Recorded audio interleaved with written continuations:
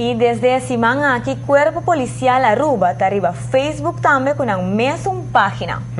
A organização policial aqui que está servindo as comunidades para promover mais segurança em pueblo, que atende mais de pueblo via sistema moderno aqui. A intenção está com a comunidade por fazer uso de plataforma cibernética aqui para por suministrar informação, expressar sugerência, criticar e elogiar para o trabalho de nós polícia. De outra banda, a polícia lo purba educar a comunidade muito mais de lo qual não está fazendo diariamente para por elevar o nível de serviço na pueblo.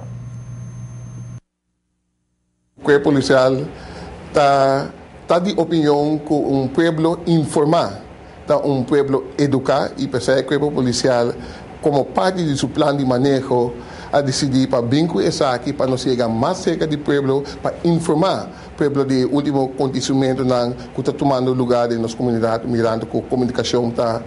um instrumento muito importante e pensar nós de Cuerpo Policial fazendo todo por todo para informar e para cuidar que o pueblo que era bom informar. E pensar agora nós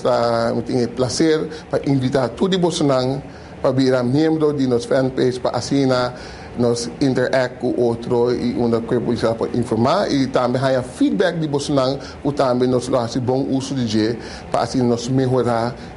Facebook page aqui e espera que ele caia na grade unido sempre nós está abrir para qualquer conselho nós vamos receber de Bolsonaro e nós lo temos devidamente conta com isso aqui e me espera isso aqui para o começo de algo hopi construtivo e positivo que o Cuerpo Policial para brindar a sua comunidade que tem